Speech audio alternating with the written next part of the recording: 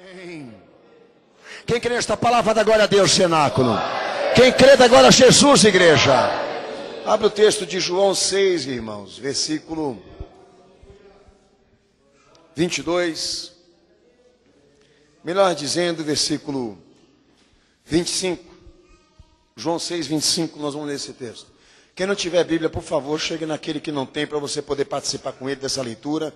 Enquanto a igreja vai abrindo, Maranata aos nossos amados que estão pela internet, sejam bem-vindos na Igreja Cenáculo com a Fé. Hoje é dia 7/9/2014, transmissão ao vivo diretamente da sede mundial da Igreja Cenáculo com a Fé para as nações. Deus abençoe a todos que estão participando conosco desse culto de preparação e santificação para a volta de Jesus. Que o Senhor Jesus fale ao coração de todos. Texto de João 6, versículo 25, João 6, 25. Encontrando-o do outro lado do mar, perguntaram-lhe: Rabi, quando chegaste aqui? Então respondeu Jesus: em verdade vos digo, que me buscais, não pelos sinais miraculosos que vistes, mas porque comeste do pão e vos fartastes. Trabalhai não pela comida que perece, mas pela comida que permanece para a vida eterna, o qual o Filho do Homem vos dará, porque Deus, o Pai, o marcou com o seu selo. E perguntaram eles: que faremos para executar as obras de Deus? Respondeu Jesus: a obra de Deus é esta, crede naquele que ele enviou. E então lhe perguntaram: que sinal miraculoso, pois, fazes tu para que vejamos e creiamos em ti? Que farás? Nossos pais comeram maná no deserto. Como está escrito, deu-lhes a comer do pão do céu. Então disse-lhe Jesus: em verdade vos digo, não foi Moisés quem vos deu o pão do céu, mas é meu Pai quem dá o verdadeiro pão do céu. Pois o pão do céu é aquele que desce do céu e dá a vida ao mundo. Disseram-lhe: Senhor, dá-nos sempre deste pão. Então disse Jesus: eu sou o pão da vida, e aquele que vem a mim não terá fome, e aquele que crê em mim jamais terá sede. Mas como vós disses, vós me vistes e contudo não credes. Todo aquele que o Pai me dá virá a mim, e o que vem a mim, de maneira nenhuma o lançarei fora. Amém, cenáculo. Quem crê nisso, dê glória a Deus. Quem crê nisso, dê glória a Jesus. Pode sentar, Deus abençoe toda a igreja. Amém. Talvez o que eu vá pregar aqui nessa noite para você vai te chocar, te estarrecer. Talvez você não aceite, talvez você não concorde. Que é um direito de todos diante de Deus, o livre-arbítrio e a decisão por si só. Deus deu isso a todos os homens, independentemente das classes. Mas quero deixar uma coisa bem clara: o que eu vou pregar aqui, o que eu vou ensinar aqui nessa noite, pela misericórdia do meu Senhor, condiz com o plano que Deus estabeleceu para o mundo se salvar segundo as Escrituras Sagradas. Não se trata de religião, não se trata de tradição, não se trata de cultura ou de opinião humana, porque a Escritura Sagrada é sagrada porque toda ela é divinamente revelada, inspirada no que Deus quer. Então é como essa igreja aqui agora. As pessoas que passam na frente dela enxergam uma instituição. Nós que somos crentes em Jesus, entendemos que esse espaço aqui, na verdade, é um pedaço do Senhor. É uma parte do seu corpo. E eu gostaria que você enxergasse isso hoje aqui. Porque Jesus morreu por essa igreja, por esses crentes, por aqueles que também deram a vida para Ele. E a igreja é isso. E eu sou parte disso. Mas uma das realidades que eu vou tratar aqui antes de começar a falar do que eu li com você, do que Jesus ensina, é que um dos sérios problemas hoje da igreja com as pessoas, do pastor com aqueles que escutam a palavra, é o fato da fé, ela já ter um meio estabelecido da qual Deus revela e trabalha seu plano de salvação. Quer dizer o seguinte, a fé não aceita ser controlada por ninguém. Já há um meio estabelecido para que o homem se salve. Não é o que os homens querem, é o que Deus quer. Então, por isso que a sociedade, infelizmente, não aceitando o fato de que a fé não possa ser controlada, deram início à criação de suas religiões. Daí veio a filosofia. Cada um pode ter o seu Deus, cada um pode ter a sua religião, o que importa é que todos se espiritualizem. A Bíblia não aceita isso. Há um só Deus, como também há um só Salvador. E se isso soa radical para você, é um direito teu. Mas se a Bíblia estiver certa, muita gente vai para o inferno aí e não sabe. Por uma simples questão. Por causa da minha opinião, por causa do que eu penso, do que eu acho que é verdade, estou pondo em risco o plano da salvação de Deus para a minha vida, que é o que pode estar acontecendo com muita gente aqui nessa noite. Se Deus se permite ser controlado por homens, ele não é Deus. E há um trecho na Bíblia que diz o seguinte: quem conheceu a mente do Senhor? Quem? Que possa chegar a instruí-lo. Nenhum de nós. Por mais que o ser humano tenha uma inteligência ou uma capacidade, não quer dizer que ele é Deus, porque ele, da mesma forma, pela ordem que nasce, ele também morre. Não existem homens autossuficientes nessa vida. Então a questão aqui é a seguinte: se Deus, ele é Deus, ele tem vontade própria. Então nós não estamos aqui para debater essa vontade, ou para querer instruí-lo como deve tocar a sua vontade entre os homens nas mais diversas opiniões. Nós estamos aqui para dizer amém.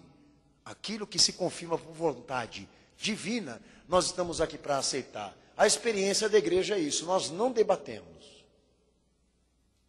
Nós não colocamos à prova, não nos permitimos a pôr em dúvida aquilo que está confirmado e revelado para a nossa formação.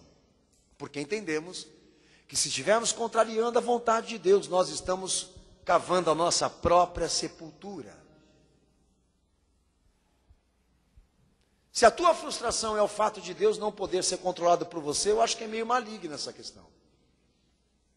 Qual o problema da ciência com a Bíblia? Que ela não permite ser controlada. E há respostas que ela não faz questão de dar ao homem. Por exemplo, quem criou Deus? Ela nunca vai dizer para você quem criou Deus. Deus fala se Ele quer falar. Mas o que Ele deu para nós? Uma amostra do que Ele tem poder para fazer. Criou todas as coisas que subsistem aí para você poder ver e chegar numa conclusão: Deus existe. E a vontade dele é tão extensiva, tão poderosa, que ele fez macho e fêmea para ninguém mudar isso. Porque já há um gênero definido naquilo que ele criou. E o homem, por mais que ele seja dono de si mesmo, da sua razão, ele não pode modificar aquilo que Deus determinou por lei de natureza. Então o caos, para mim, pessoalmente, começa aí. Você veio para ter um encontro com Deus? Você veio para ter um encontro com Jesus? Então, amigo, não abra teu coração para debater. A fé, ela choca as culturas. A fé, ela choca e estarrece os pensamentos. Se o Filho de Deus fosse uma coisa amada por esse mundo, teriam dado a ele um reino, não uma cruz. Se quando Deus encarnou o seu Filho por intermédio da Virgem, tivesse sido uma experiência linda, maravilhosa para a sua época, ele não teria terminado como terminou. Ele morreu como prova disso. De que o mundo não aceitou. Não todos, mas grande parte. Por quê? Porque Deus nunca se permitiu ser orientado ou controlado por quem Ele criou. Você veio ter um encontro com Cristo, você vem ter um encontro com Deus, você precisa de ajuda, você precisa de socorro. Então pare de ser dono da sua razão. Olhe o mundo, olhe as pessoas, enxerga como as coisas estão, analise, pense, raciocine. Vale a pena essa liberdade que a modernidade está pregando aí fora? Vale a pena? Não está custando nada para eles?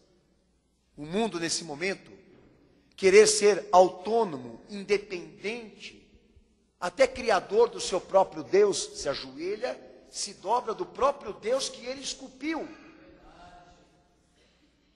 Que é um direito religioso de todos, amém, mas não bíblico, não realista, porque se trata de uma matéria, não do próprio Deus, porque o próprio Deus, que é espírito e que tem vontade, ele prefere que todos o adorem em verdade, em submissão, em obediência, porque a sua plenitude, o seu absoluto, só é vivido por pessoas que estão aptas a receber dele o seu ensino, a sua palavra, a sua ordem, a sua vontade. Uma orientação que eu te dou antes de começar a pregar aqui. Não feche seu coração. Abra. Experimenta Jesus primeiro para depois você falar. Segue as regras, as instruções. Depois você me diz o que você pensa disso, o que você achou, qual é a tua conclusão. Porque isso vai ser importante para você. Não são as igrejas que vão te dar isso. Não são os líderes religiosos que vão te dar isso. É a tua decisão. É o teu coração. Entregues na mão dele. Que vai fazer que você tenha o sobrenatural e uma experiência da qual você nunca sentiu. Da qual você nunca experimentou. Posso dizer por mim? Meu pai, a minha mãe e a minha família são crentes desde que eu era criança. E eles não me deram Jesus. O que eu aprendi, o que eu vivi, não trago de berço, nem de formação paterna. Eu vivi, aprendi o que eu sei, andando e caminhando com o meu Senhor. Ouvindo dele o que ele tem a me dizer. E eu sou muito feliz por isso. Porque se eu fosse seguidor de homens, hoje eu estaria derrubado. Mas porque hoje eu sei que Jesus existe, é poderoso e fala, eu estou aqui para te pregar essa palavra hoje.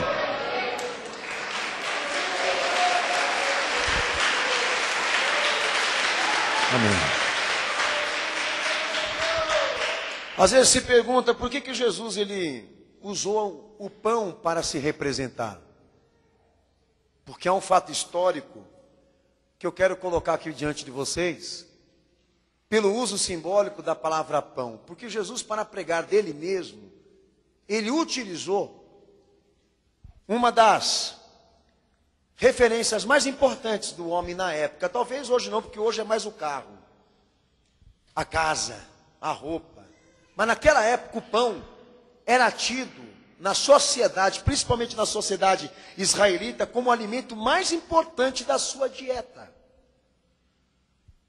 Segundo o homem antigo dos tempos bíblicos, o pão e a água eram tratados como elementos vitais para a sua existência diária, como segue Gênesis 21:14, Números 21:5, Deuteronômio 8:3. Eu estou dando aqui, mas não precisa abrir a Bíblia, não, que você vai abrir bastante. Para muito israelita, a sua vida estava em perigo se ele não tivesse o pão, como segue Êxodo 16:3. O pão, para o uso histórico, era tido na tradução como sustento de pão, ou seja, o sustento de pão. O homem é sustentado porque o pão existe na sua mesa. Mateus 6,11 diz que o pão fazia parte de uma referência na oração dos israelitas, citada pelo nosso Senhor em Mateus 11,6, para dar enfatização o quanto os homens eram dependentes desse suprimento diário. Dai-nos hoje o pão para o amanhã, que é uma oração que todo mundo gosta de fazer. Amém ou não? Amém ou não?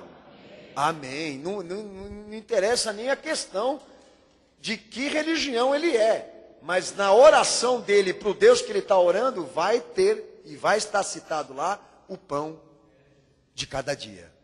O pão cotidiano. O pão do amanhã. E isso a Bíblia prova, tá? O pão demanda, no mínimo, da parte histórica, viu, Senaco? 3 unidades para um homem, para a sua família e para um hóspede, como segue Lucas 11, 5 e 8, que na época de Jesus, o pão já era tido como uma refeição que não só era importante para a família, como também prestigiava os hóspedes que chegavam na casa do dono dessa família. Como segue Lucas 11, 5, versículo 8. Estou fazendo algumas observações com você aqui. Na época do Antigo Testamento, sobretudo em tempo de escassez, um prisioneiro recebia uma unidade de pão diária porque era tido como direito humano. Mesmo numa época onde se faltava de tudo, para um prisioneiro não podia faltar o pão, porque se tratava de um direito humano, que é uma coisa até bonita de eu falar, direito humano, né? Como segue Jeremias 37, versículo 21. O pão era tido como um sinal também da provisão divina. Acho que muitos aqui já ouviram ser pregado nas igrejas por aí.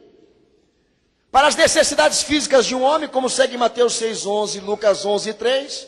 E durante na peregrinação do deserto, como segue Êxodo 16, verso 3 ao versículo 36. Ou seja, o pão era tido como um sinal da presença de Deus, da bênção de Deus, da sua provisão, da sua glória. Então, quando Jesus ele entra desse uso simbólico, ele entra na questão das importâncias e cita o pão para se autoproclamar como o pão da vida, ele estava querendo combater os seguintes sentidos que eu quero fazer aqui essa referência. O sustento sai do pão, o pão precisa ter todo dia, o pão tem que ter amanhã, o pão tem que estar na família, o pão precisa também alimentar o nosso hóspede. Na escassez, o pão não pode faltar, porque senão morremos. O pão tem que estar na oração. O pão é um sinal de provisão de Deus. Não podemos estabelecer uma jornada sem levar o pão. Não há deserto sem pão. Então, para eles, o homem existia, se sustentava, estava seguro, honrado, próspero, prestigiado, tinha vida, tinha a bênção de Deus, se o pão estivesse na mesa.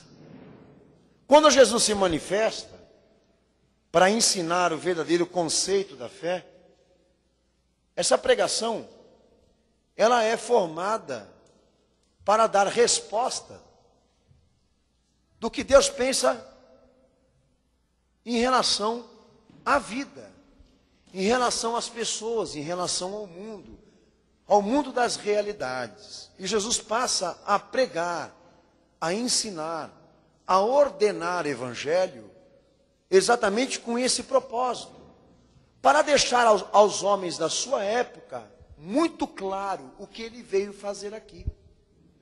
Apesar que tem gente que não entendeu ainda, mas o propósito de Deus com o seu Filho encarnado entre os homens é ensinar aos homens o que ele quer dos homens. E conceitos valorosos, importantes para o homem e para a vida que eles esqueceram. Porque essa troca está todo mundo fazendo hoje em pleno século 21. Os homens mais se matam e se sacrificam pelas coisas criadas do que adoram e obedecem um Criador. O Criador está sendo substituído por qualquer coisa. Infelizmente, esse conceito que estava em Israel, na parte histórica da Bíblia, está no conceito de muitas pessoas, de muitas famílias, de muitas épocas, de muitas histórias. Por quê? Porque o homem, infelizmente, hoje, ele só vale, ele só é alguma coisa, se ele tiver alguma importância material para garanti-lo. Você pode ter certeza do que eu estou te dizendo aqui. Com base na psicologia, com base na psiquiatria, com base nas ciências humanas, se prova isso que eu estou falando hoje aqui. Você é importante para a sociedade, para a tua família, se você tiver dinheiro no bolso, se você tiver condições materiais, se você tiver condições físicas para garantir a eles uma previdência. Porque se isso for tirado de você, a sociedade não lhe vê mais. Não lhe assume como pessoa comum. Você não existe para elas. É fato. Você só é visto pela sociedade que você convive hoje se você oferecer alguma coisa a ela. Porque a hora que você não oferecer mais nada, você vai ser esquecido. Porque nós vivemos numa sociedade os valores todos estão capitalizados. Todos eles se capitalizaram. A começar dentro da família.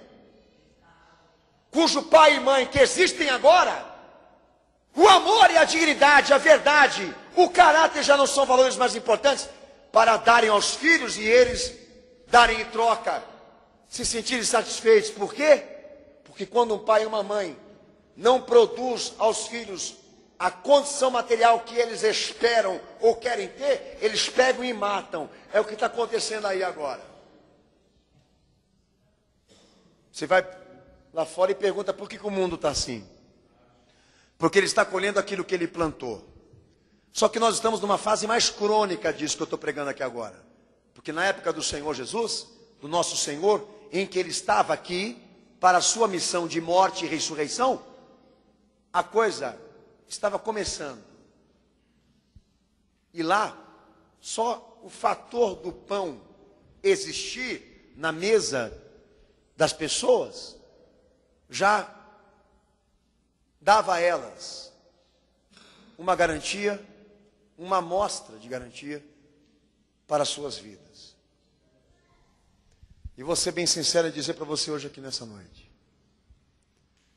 É onde o pastor eu disse aqui, meus amados, a fé choca as culturas. Porque os homens são feitos de valores diferentes daquilo que Deus é. Do que o Evangelho é, do que Jesus é. E nós temos que aprender, nós temos que ser educados, a estar inclinado, entregue, a escutar aquilo que Jesus quer ensinar.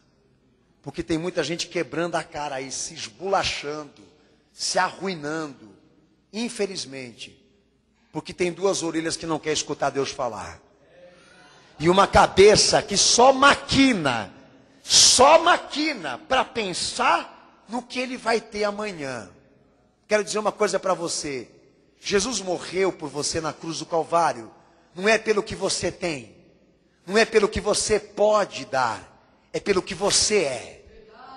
O valor de uma pessoa para Cristo é a vida que ela tem.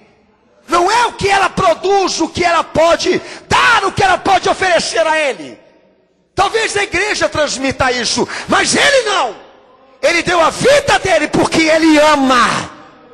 Ele deu a vida dele na cruz para dar uma chance de salvação para esta humanidade, porque o valor dele excede aos valores materiais que essa terra neste momento está se matando por causa disso. E que o sangue de Jesus tenha poder aqui nesta noite para repreender esse tipo de conceito, porque a palavra determinada aqui hoje é esta: de que aquilo que Deus fala, do que aquilo que Ele ensina, seja mais importante do que o pão que você come na tua mesa.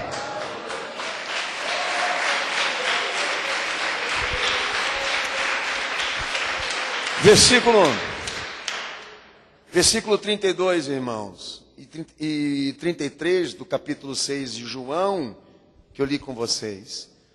Jesus diz o seguinte, João 6, 32, 33, né? O Pai dá o verdadeiro pão do céu. O Pai dá o verdadeiro pão do céu. O pão é aquele que desceu para dar vida ao mundo. Diga, o pão é aquele que desceu para dar vida ao mundo. Jesus não é pão, mas aqui ele está confrontando cultura material. Por quê? Porque pela lógica ele está querendo ser a coisa mais importante da tua vida. Ele está querendo tomar o lugar daquilo que te sustenta, daquilo que faz você existir. Abre o texto de 1 João 5,12. Deixa eu dizer uma coisa para você aqui. Por intermédio desse texto que você vai abrir também. Provisão.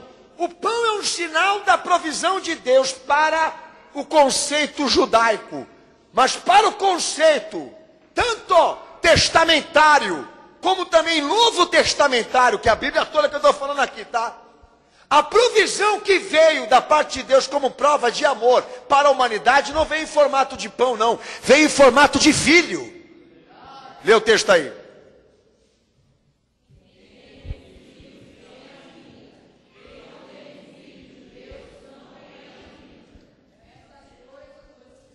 Pode ler, não tem problema não.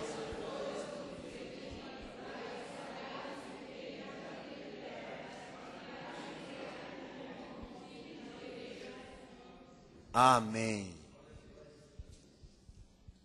Provisão divina. Deus amou o mundo, diz João 3,16. E Ele amou o mundo dessa forma, trazendo a nós aquele que deve ser a coisa mais importante da vida de um homem.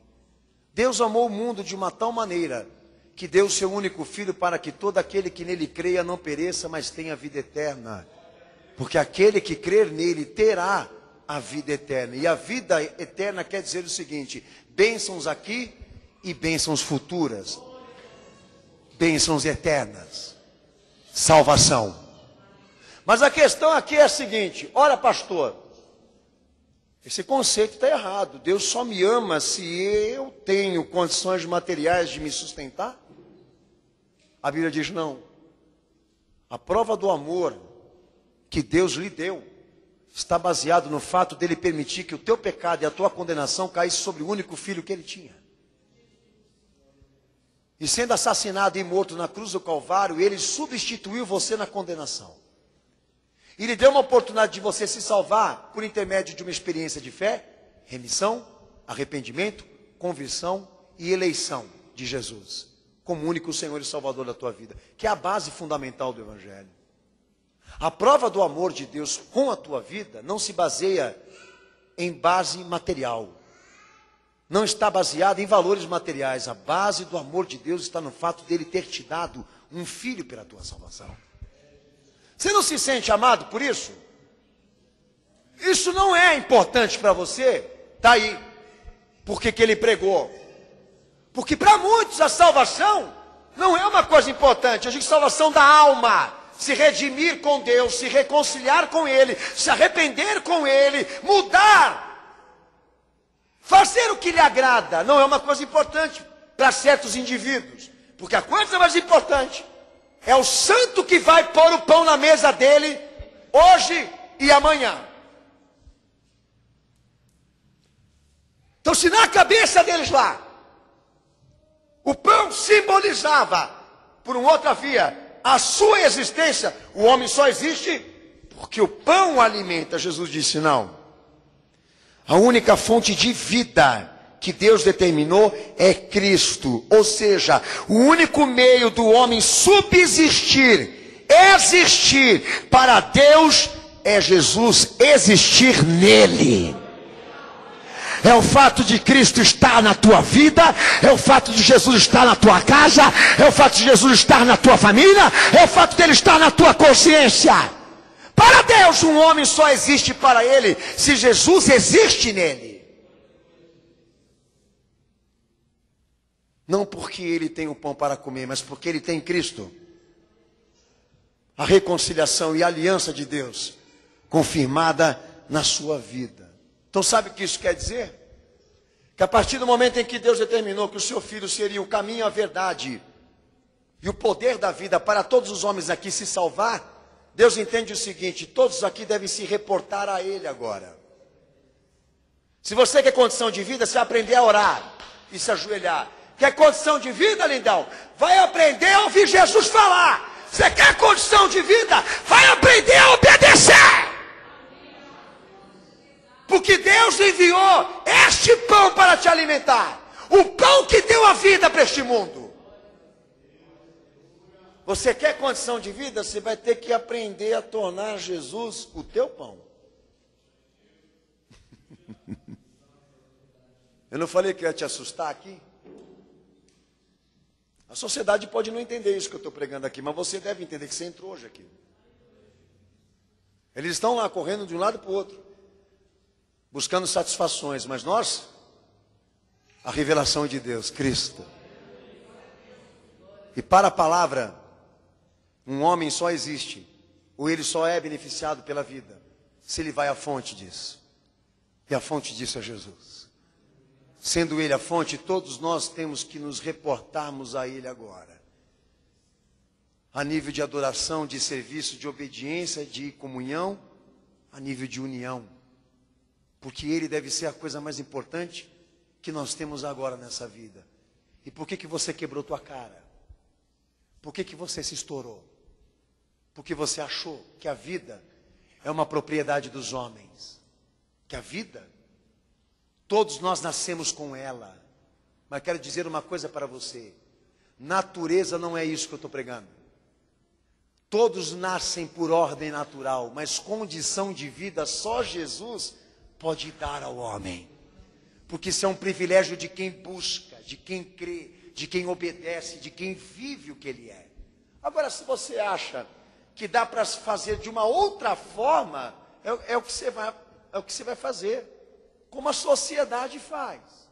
O sistema está aí, e quando a gente escuta os demagogos, os filósofos, os inteligentes falarem dos problemas da vida, tipo de saúde pública, segurança, família, bases sociais, eles ficam naquela discussão aleatória de psicologia, de análise, de educação, mas o problema que o Evangelho aqui trata, que resume, é que a sociedade está como está.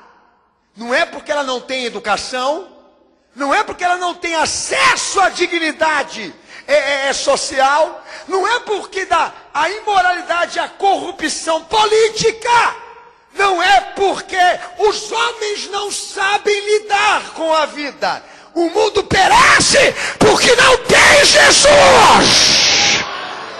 porque não crê nele. O mundo perece por causa da sua incredulidade, por causa da sua arrogância, por causa da sua prepotência, por tratar religião aquilo que é salvação.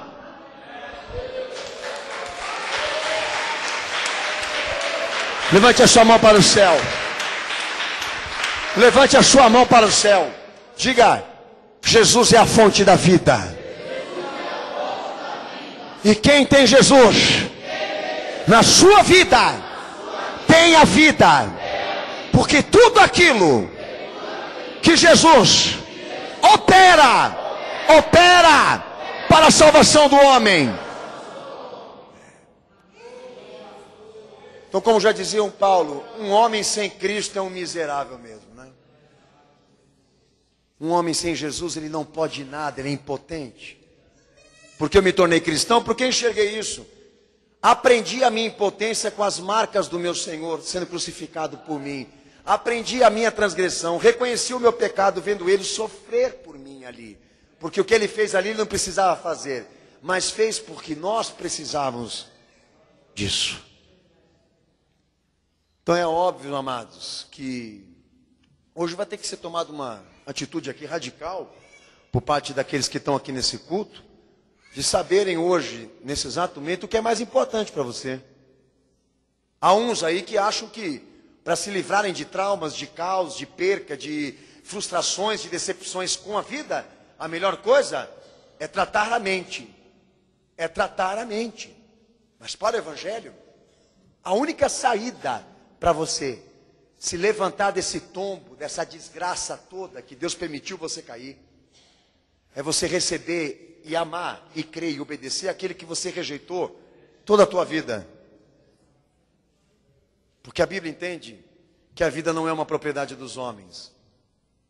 É propriedade de Cristo desde o momento que ele morreu e ressurgiu. A obra de Deus é esta, versículo 29. Crede naquele que ele enviou. Porque ele é o teu pão, ele é a tua água, ele é a tua vida. E olha o que fala o versículo 35. Eu sou o pão da vida, Jesus dizendo. Aquele que vem a mim não terá fome, e quem crê em mim jamais terá sede. Mas como vos disse, vós me vistes e contudo não credes. todo aquele que o Pai me dá, virá a mim. O que vem a mim, de maneira nenhuma eu lançarei fora. Pois eu desci do céu, não para fazer a minha vontade, mas para fazer a vontade daquele que me enviou. E esta é a vontade daquele que me enviou, que eu não perca nenhum de todos os que ele me deu, mas o ressuscite no último dia, que aí ele está falando de salvação eterna. Pois a vontade do meu Pai é que todo aquele que vê o Filho e nele crê, tenha a vida eterna, e eu ressuscitarei no último dia. Amém, cenáculo? Conceito cultural, o pão não pode faltar. Meu Senhor diz isso aqui, o contrário. A fé não pode faltar. Você se sente humilhado quando você perde condições materiais? Humilhado mais ainda você será se você chegar diante de Deus sem Cristo, amigo. Não tem humilhação maior do que essa. Deus não nos reconhecer quando chegarmos diante dele. Por quê? Um homem só passa a existir para Deus quando Cristo está nele. Jesus é o pão diário. Jesus é o pão da nossa manhã. Jesus é o pão da família. Jesus é o pão que não pode faltar na escassez, na desgraça, na provação, nas aflições. Jesus é o pão que eu tenho que receber os hóspedes que chegam na minha casa. Eu posso não ter um alimento ali para dar a eles que os alimente fisicamente, mas o alimento espiritual que é Jesus, esse alimento na minha casa não pode faltar.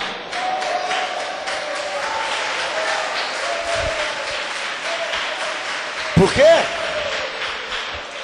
Porque para Jesus essa é a forma do crente e nele ser honrado. Abra texto de João 3,15.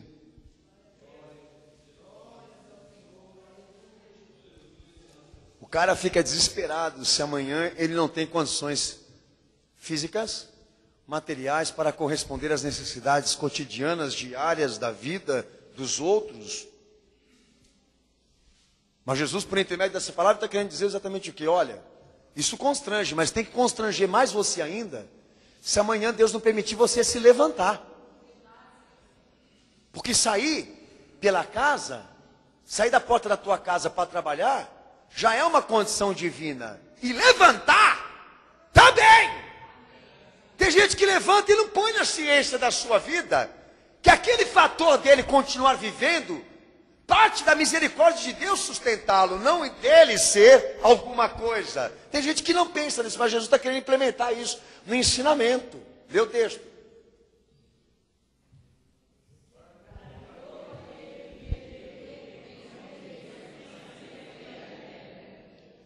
Para todo aquele que nele crê, não pereça, mas tenha vida eterna. Jesus, enviado do Deus poderoso aos nossos corações, para que ele seja a coisa mais importante que nós temos em nossas vidas, por intermédio de uma aliança de fé, confiança, por uma aliança de obediência. O que não pode faltar? Não é o pão.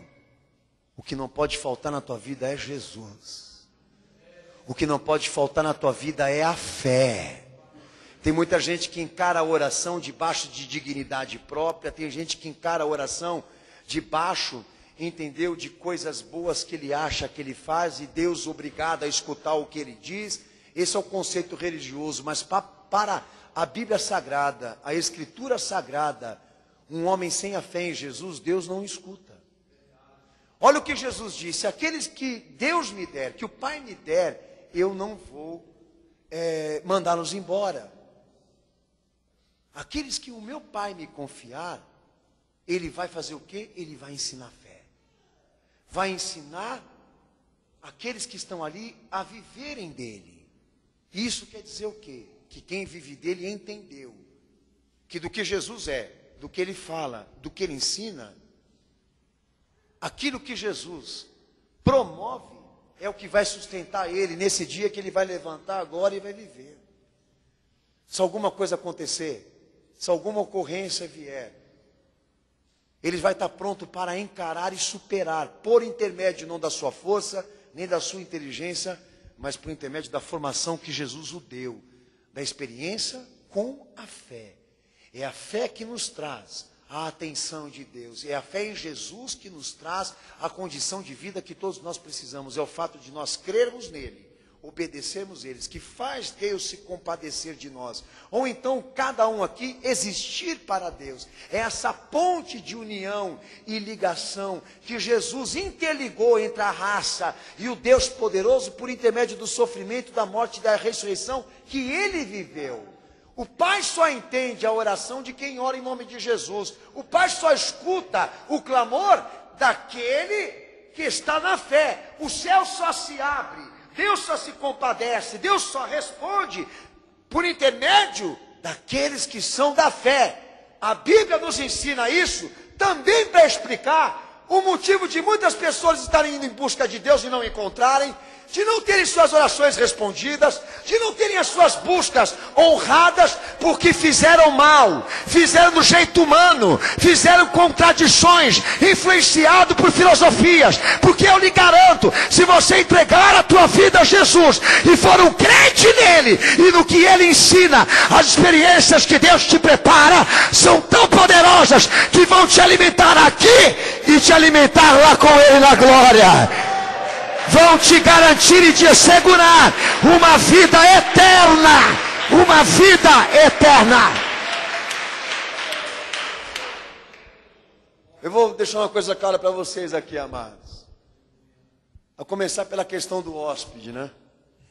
É muito desonroso eu hoje receber alguém na minha casa aqui e não ter alguma coisa para dar para eles. Mas Pedro, quando estava pregando o evangelho do nosso Senhor, tinha um aleijado na porta do templo dos judeus, e ele olhou para aquele aleijado e disse o que para ele? Olha, eu não tenho prata, eu não tenho ouro, mas o que eu tenho eu te dou, a graça, levanta e anda. O que eu tenho eu te dou, Jesus, levanta e anda. O que representa aquele homem aleijado na porta de um templo? O que a religião não pode fazer pelas pessoas, o que os bens materiais não podem realizar aqui nessa vida, o que os homens não podem fazer, o que a ciência não pode fazer, o que só Jesus pode fazer. Talvez você chegou nessa situação de aprendizado. Tem gente que aprende fácil, tem gente que só aprende chegando no último grau. Vai fazer o quê? Tem gente que só olha para Jesus na última instância. Mas Deus, pela sua infinita misericórdia, Ele emprega a lição. Ele promove a lição. Ele deixa que as coisas aconteçam na nossa vida, para a gente chegar na seguinte conclusão: eu sem Jesus não sou nada. Cheguei nessa conclusão. Travei uma vida, toda ela baseada em mim mesmo. E pensei que a vida era um fator natural. E cheguei na conclusão que a vida não é um patrimônio dos homens, mas uma condição que Jesus dá para quem crê.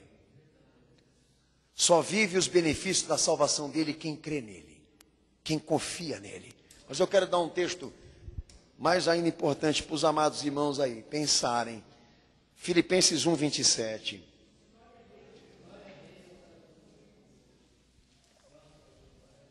Filipenses 1, 27. Pode ler bem alto, cenáculo. Lê bem alto.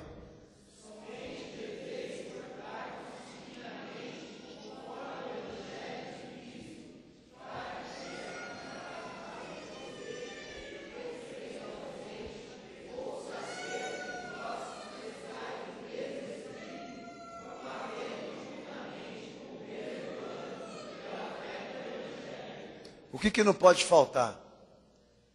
O mais importante da fé.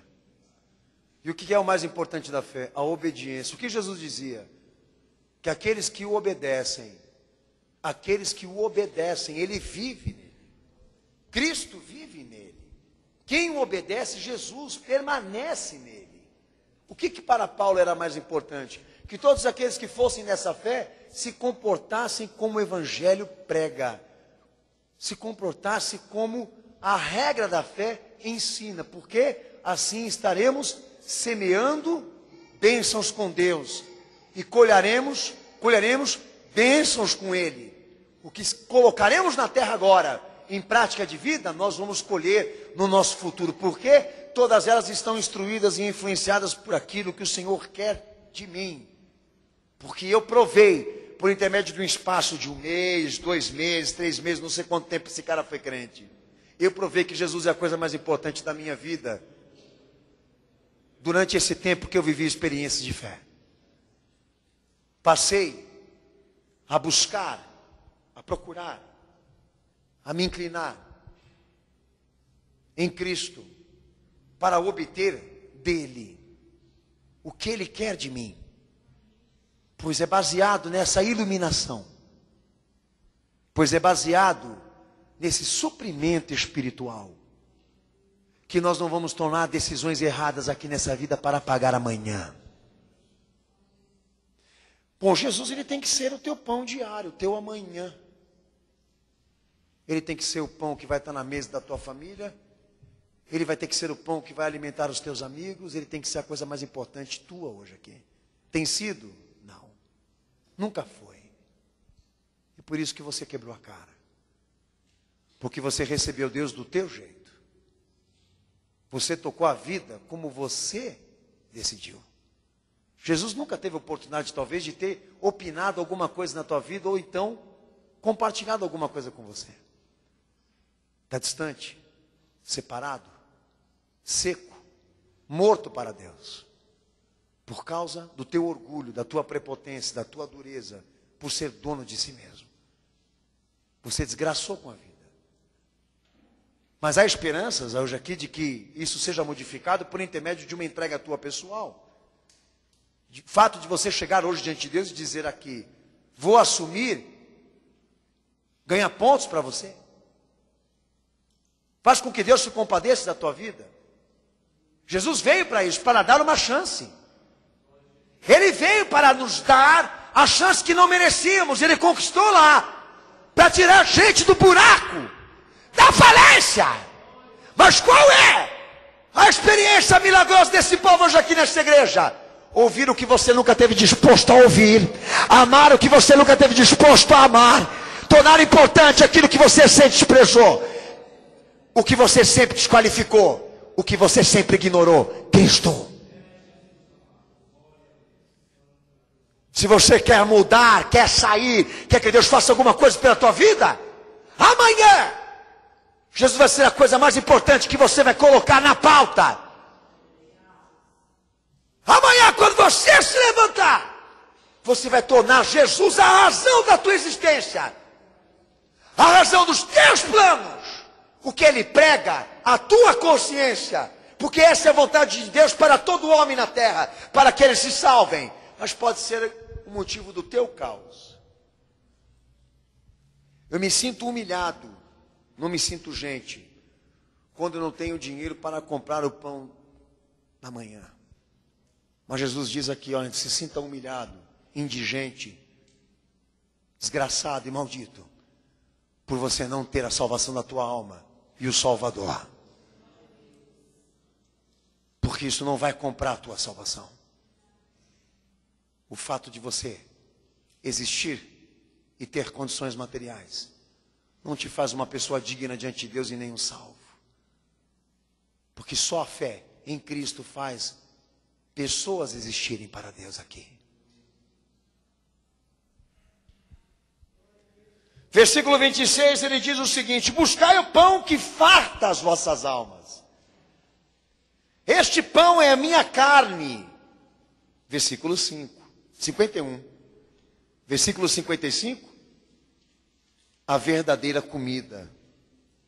Buscai o pão que fartará as vossas almas. Este pão é a minha carne. Este pão é a verdadeira comida. Bom, quando Jesus pregou isso, os 58 discípulos que ele tinha foram embora e disseram: quem vai suportar a pregação desse homem? Né? Alguns dizem que eles foram embora porque não entenderam o que Jesus queria dizer, mas eu sou o contrário da opinião. Eles entenderam bem demais. E ficaram assustados por quê? Por Jesus determinar que agora ele seria a prioridade. Meus amados irmãos, a prioridade, né? Jesus está pregando aí: buscai o pão que farta a vossa alma. Porque que adianta um homem ganhar o mundo inteiro se ele vai perder a sua alma? E quando que o homem tem do mundo em mãos, ele vai ser farto por isso. Buscai o pão que dá a alegria, o pão que dá a paz, o pão que nos dá o amor, o pão que nos dá a libertação, o pão que nos dá o equilíbrio que muita gente não tem, o pão que nos dá a segurança, a perspectiva. Buscai o pão que fartará a vossa alma, o pão que vos dará o que o dinheiro não compra. Eis o pão, aquele que desceu do céu para dar vida ao mundo.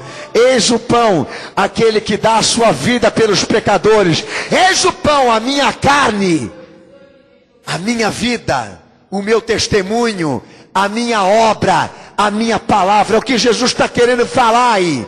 Quando o diabo foi dizer para ele: olha, já que você está com fome lá no deserto, Jesus, em consagração, o diabo foi tentá-lo e quis tornar o pão um símbolo mais importante para o Senhor naquele momento. E o que disse Jesus ao diabo quando foi tentá-lo? Nem só de pão viverá o homem, mas de toda palavra que sai da boca de Deus.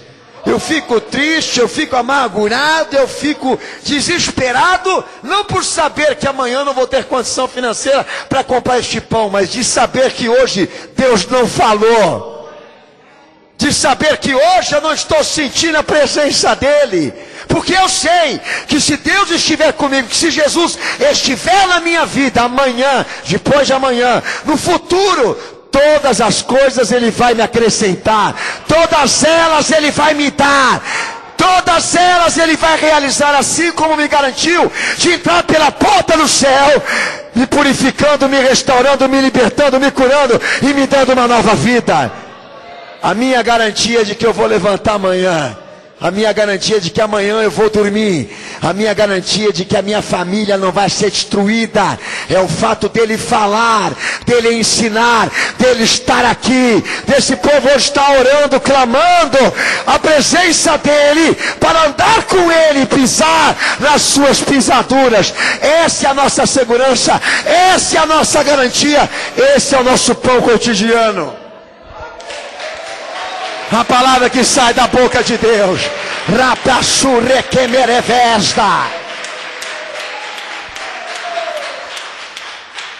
Então lá em Lucas 12:31 diz o seguinte: buscai o reino de Deus e a sua justiça em primeiro lugar, e todas as demais coisas vos serão acrescentadas.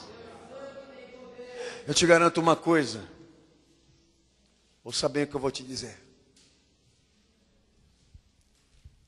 As pessoas perdem vontade de vida, elas perdem vontade de viver, porque elas não têm um ponto comum com aquilo que eu estou pregando aqui. Um homem sem Cristo, ele se esgota, ele se fadiga, ele se desespera, ele se perde.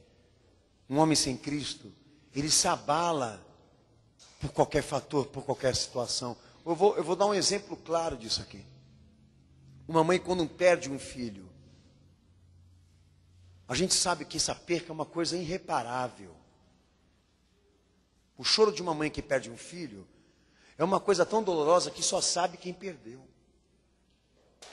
Como superar uma situação dessa com um abraço e beijo familiar de pessoas dizendo assim: não chora. Você já viu já quando alguém perde um ente querido, a primeira coisa que os familiares dizem é: não chora. É para chorar. Não chora. Que papo é esse? Não chora. Mas é a forma como a pessoa está querendo consolar, é porque não tem palavra que console.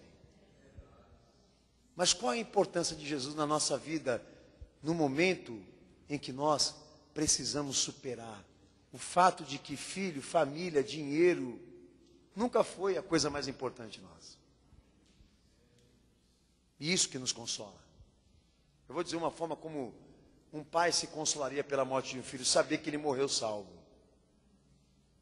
Morreu com Cristo. Porque é um fato. Ele não vai voltar. Mas um pai que perde o filho como pessoa comum, eu imagino o que se transforma a vida dele. Por quê? Porque ele viveu a vida toda em torno daquele filho. E o pior de tudo, e ainda quer botar na conta de Deus que foi Deus que permitiu ele morrer. Sendo que foram os homens que fizeram isso. a vida, o mundo. Então, diga onde está o teu coração, que eu direi onde está o teu Deus. E se o teu Deus for a matéria, você pode ter certeza de uma coisa: vai ser insuperável as percas que você vai ter. Mas no nosso caso, como está sendo pregado hoje aqui, se Jesus for a sustentação da minha vida, há condições, não só de que eu supere as percas e os traumas que eu passo nessa vida, como também prove que todas as coisas colaboram para aqueles que amam a Deus. E tem como um crente perder como um vencedor. Porque tudo que ele está aqui nesse mundo sofrendo agora, ele vai ser compensado um dia lá na glória. Nós temos que aprender, meus amados, que a vida não termina porque a gente perdeu alguma coisa aqui. Nós temos que aprender que a vida não pode acabar porque alguma coisa não deu certo aqui. Nós temos que aprender que a vida é uma coisa importante, que está sendo utilizada por Jesus agora para muitos se salvarem da ira de Deus que vai descer sobre essa terra. Você tem um tempo precioso hoje aqui, para voltar o teu olhar, a tua atenção, dar a atenção para onde Deus está, aonde Ele está, aonde Ele fala, aonde Ele revela, aonde Ele manifesta a salvação. Porque você ficou muito tempo dormindo, perdido, influenciado com coisas mortas. Chegou a hora de reagir, de atender. Chegou a hora de subir. Chegou a hora de você ter um encontro com essa luz soberana, que nos ilumina, que nos mostra, que nos revela, que nos trata, que fala das nossas misérias. E por isso vós deveis buscar a Jesus, porque Ele tem o pão que farta a tua alma. Ele te dá o pão que lhe farta na alma. Ele vai lhe dar aquilo que o mundo não pode te dar. E é isso que nos faz diferente daquilo que está lá fora agora. Não é a superioridade religiosa, é o fato de nós estarmos aqui aos pés daquele que tem a salvação e daquele que pode nos dar muito mais daquilo que esse mundo já deu. Aleluia, Jesus.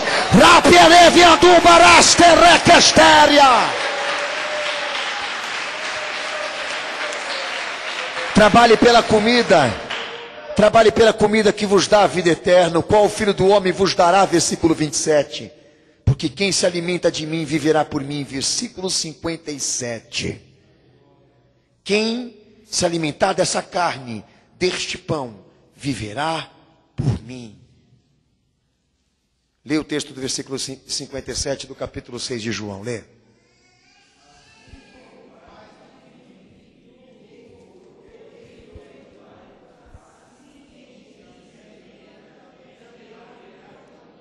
Amém. Nosso aprendizado, nosso dever, nosso desafio. Mateus 10, 38. Quem não tomar a sua cruz e não vir após mim não é digno de mim. Mateus 10, 38. Mateus 16, 24. Aquele que quiser vir após mim, renuncie a si mesmo, tome a sua cruz e me segue. Porque aquele que amar a sua vida mais do que a mim não é digno de mim e perdê-la-á. Aquele que amar mais a sua vida do que a mim não é digno de mim e perderá a vida. A vida não pode ser uma coisa mais importante do que Cristo. Eis aí o nosso desafio. Trabalhai pela vossa salvação, pela comida que vos dá a vida eterna, pelo alimento que vos dá a orientação de como se salvar da ira de Deus. Trabalhai pela comida que Cristo vos dará, que Cristo vos dá, porque Ele nos ensina a viver por Ele. Olha, quem vai suportar a pregação desse homem aí? Eu não vou aguentar ouvir isso. Viver por Ele. Ele é um homem. Pensava aqueles que estavam com Ele. Ficaram 12 ali no capítulo 6 de João. Pedro e mais os restantes. E o Senhor olhou para eles e disse: se vocês também não querem ir? Pedro olhou para ele e disse: Senhor, para onde nós iremos se só o Senhor tem a palavra da vida eterna? Não podemos ir para lugar nenhum, Senhor, porque só o Senhor pode nos dar a vida eterna. Só o Senhor pode nos dar a palavra, o segredo, a revelação, a orientação de como nos salvarmos. E eles ficaram, diferente dos outros que se foram, porque não queriam buscar nem trabalhar pelo pão que não perece, pelo pão que dá a salvação. Não queriam tornar Jesus a coisa mais importante de suas vidas, ao ponto de viver só por Ele. Viver dele acima da família, viver por Ele acima da sua própria vida. Porque quem não amar Jesus assim não é digno dele. Olha, pastor, sinceramente, é um desafio muito grande para mim, o quê? Amar como Ele te amou? Então para de dizer que você tem Deus na tua vida. É simples. Para de querer dizer que Deus não te abençoou, que Deus não esteve do teu lado, que tudo ocorreu da maneira injusta com você. Então seja honesto. Você vai encarar, vai pagar a conta, vai viver por si só. Para que igreja para você então? Se você não está disposto a tornar Jesus Cristo a tua busca e o teu trabalho prioritário. É simples assim. Porque se Ele não for mais importante do que tudo, Ele não quer você. Ele não me quer. Ele só quer quem o ame. Os benefícios da fé só estão para aqueles que o amam. E amam acima de qualquer coisa. Dá licença, pastor. Estou entrando aqui nessa igreja hoje para colocar em pauta na minha oração o meu pão. Dá licença, amigão. Esse pão não vai ser colocado na sua mesa. Porque você trabalha. Porque você é trabalhador. Vai ser colocado na sua mesa se Deus se compadecer de você. Uma orientação que eu lhe dou então. Antes de você pensar na renda, no trabalho, no futuro, na segurança, faça aquela perguntinha santa para o seu coração. Jesus está aí, amigão. Como prioridade da tua vida. Como coisa fundamental e essencial. Garanto para você que muitos aqui não. Só vão na igreja para mascarar. Porque na prática, a decisão final é dele, não é de Cristo. E é o preço que eu pago para ser cristão, para ser pastor e para querer buscar a salvação. É o fato de eu saber que a decisão final da minha vida não vai ser o Daniel, vai ser Jesus na minha vida.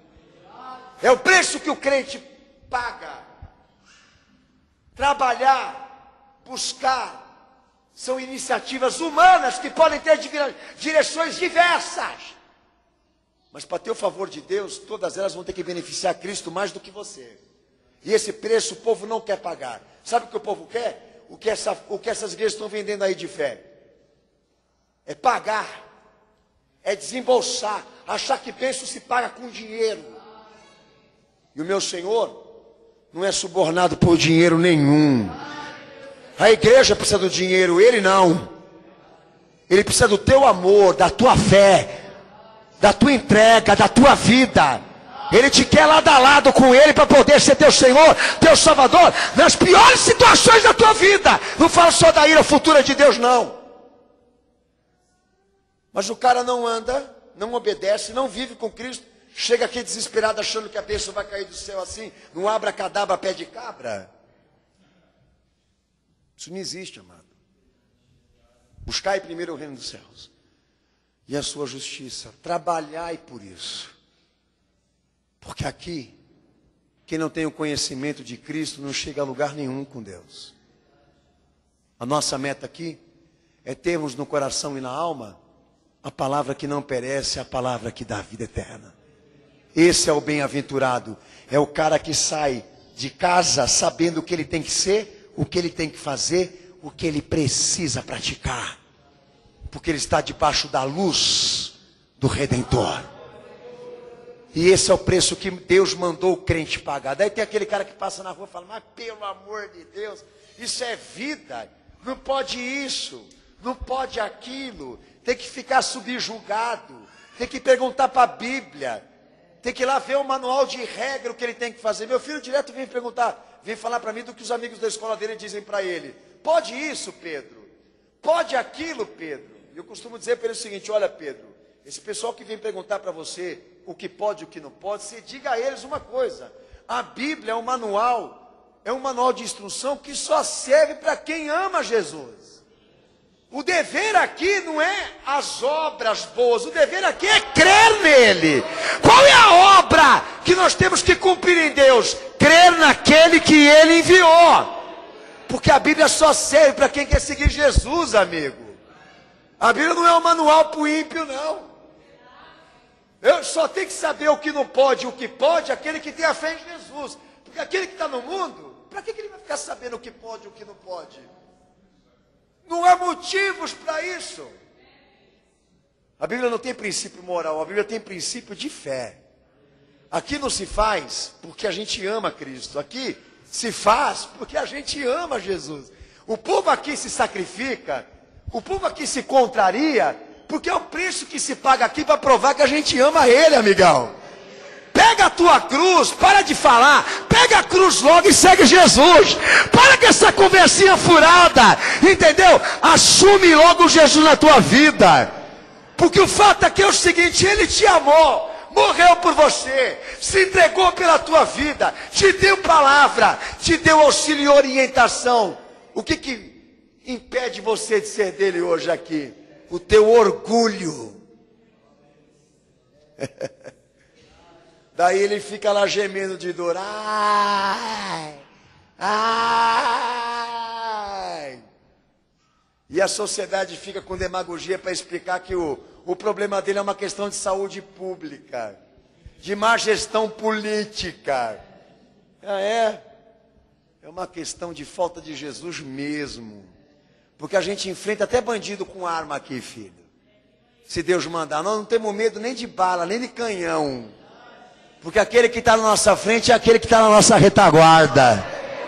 Amém? O crente, ele já levanta com Cristo e deita com Jesus, é toda hora. A experiência é essa. Sentou na mesa, ele ora, dorme, ele ora, acorda, ele ora, ele clama, ele lê a palavra. Daí diz, esse cara é um fanático. Não, esse aí é o que entendeu. É aquele que entendeu o mistério de Deus. Esse cara entendeu que Jesus é maior do que o pão, do que a água, do que qualquer coisa que está neste mundo aí. Por isso que ele se apega, não é porque ele é fanático, não. É porque ele sabe que se a família abandonar, se o pão faltar, se a água faltar, se o dinheiro acabar, Jesus não se aparta dele por causa disso.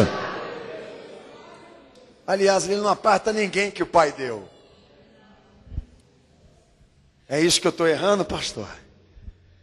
É isso que você está errando. Vossos pais comeram o maná no deserto e morreram. E aqui está o pão que desceu do céu. E se o homem comer, ele não morrerá. Aqueles que o indagaram, dizendo, dai-nos um sinal, para que então a gente te siga e te obedeça, viva por você, faça tudo isso que você está mandando aí. Porque nos tempos de Moisés, os nossos pais foram alimentados no deserto por um pão que desceu no céu. Daí Jesus diz, mas o meu Pai vos dá o verdadeiro pão. E o pão que desce do céu é aquele que dá vida ao mundo. Mas o que retrata a questão histórica do povo israelita no que Jesus está dizendo aqui? Eles morreram para o quê? Morreram no deserto para Deus. E aquela peregrinação se tornou uma peregrinação ideológica, irmãos. Mas Paulo fala disso em 1 Coríntios 10, 2. Abra a tua Bíblia. 1 Coríntios 10, 2.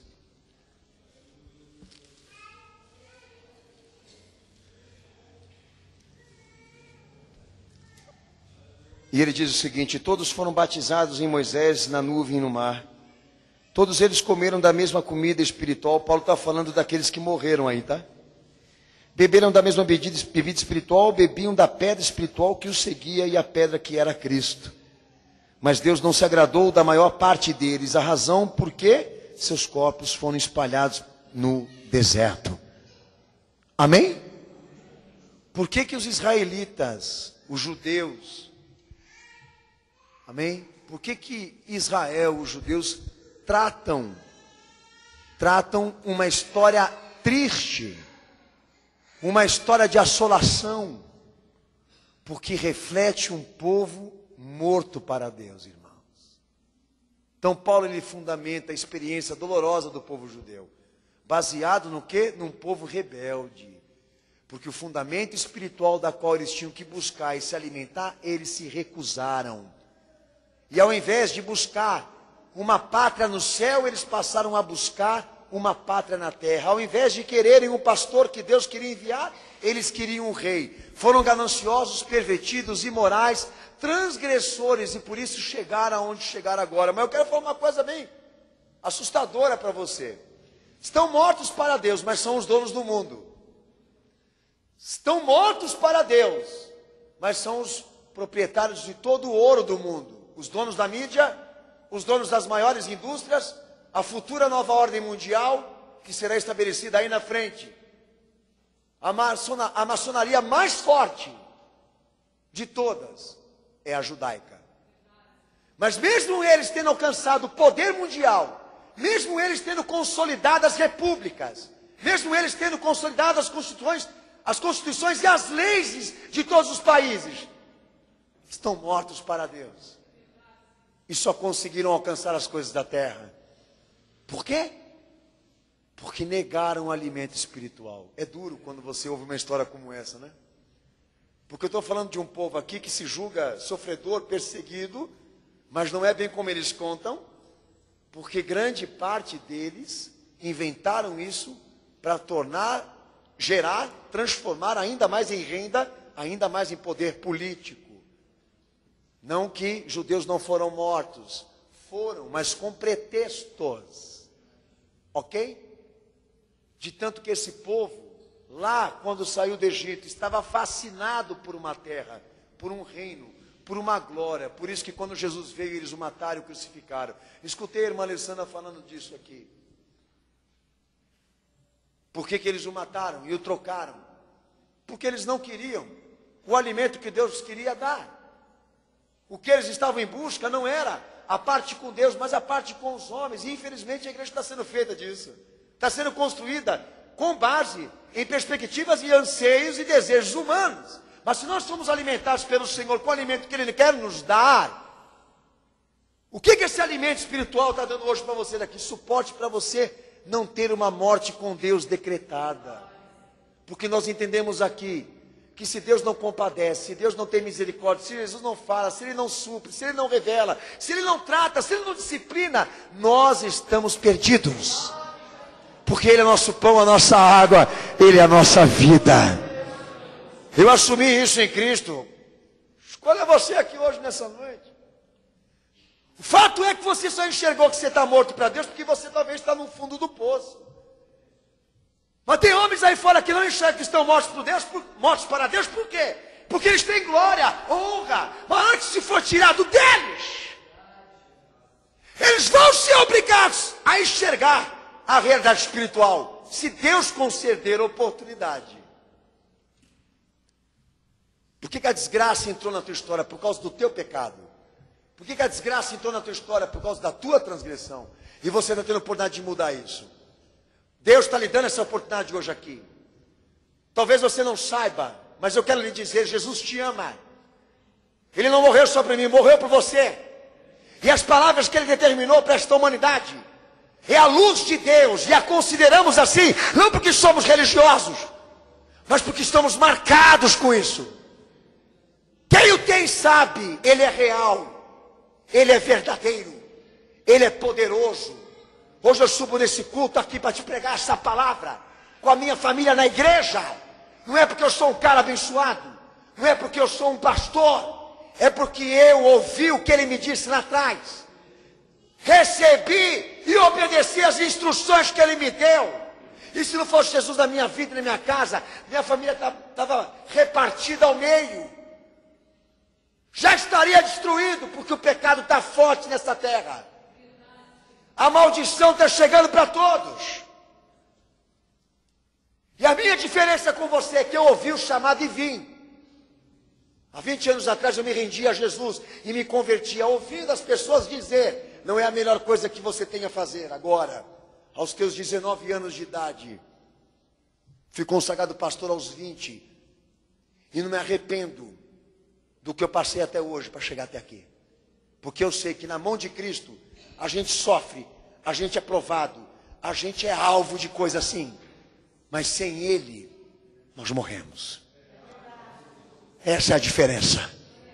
Não quer dizer que você não vai sofrer, não quer dizer que você não vai ser provado, não quer dizer que você não vai ser almejado por coisas ruins na vida. O fato de você estar com Ele, quer dizer que o fato de você estar com Ele, você vai ser muito bem instruído, muito bem orientado para superar todas estas coisas que o diabo está investindo aí fora para te destruir.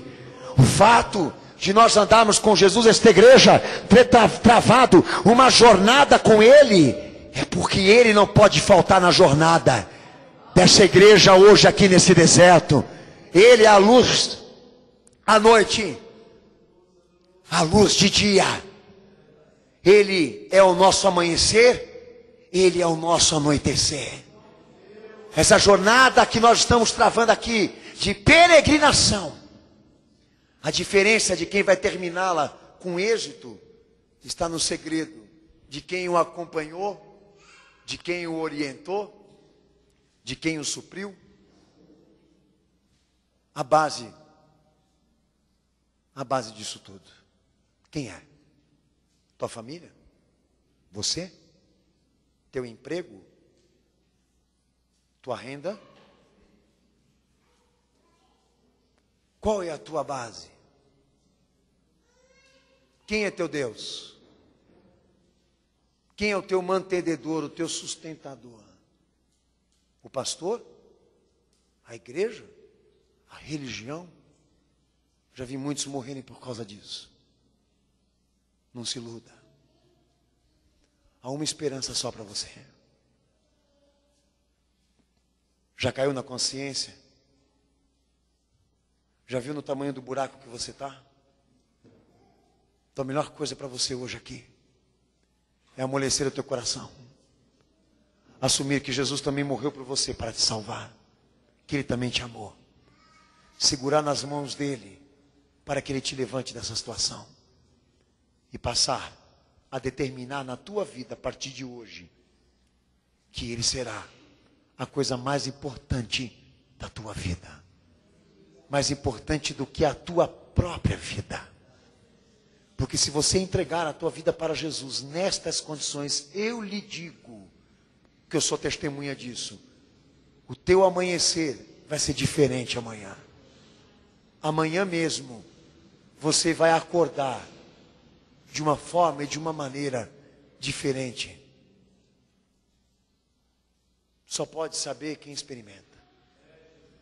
E a porta que Ele te abre, não se entra por honra, não se entra por justiça própria, não se entra nela porque alguém deixou aqui entre os homens você entrar. Se entra por fé. Eu creio, eu confio, eu amo, eu obedeço, eu sei que Jesus é tudo para mim. Ele é a minha alegria quando a minha alegria se esgota. Ele é minha paz quando a minha paz se esgota. Ele é meu alimento quando não há alimento. Ele é tudo para mim. Jesus é tudo para mim. Ele é a minha existência. Ele é a minha vida. Ele é a minha família. Ele é meu pai. Ele é minha mãe. Ele é tudo que eu tenho. Sabe por que Jesus fez muitos milagres que a gente não vê hoje acontecer? Porque as pessoas não tinham médicos, elas não tinham ciência, elas tinham Cristo. E só havia Jesus para confiar. Sabe por que a fé e o amor estão desaparecendo? Porque o pecado e a incredulidade estão aumentando. Sabe qual é a tendência? De Jesus a desaparecer na vida das pessoas. Porque as alternativas estão aumentando. Sabe qual vai ser nossa luta daqui para frente, irmãos? É essa. Procurar e encontrar fé. Tentar achar fé. Que é o que na verdade nós estamos sentindo falta. Abaixa tua cabeça, fecha teus olhos.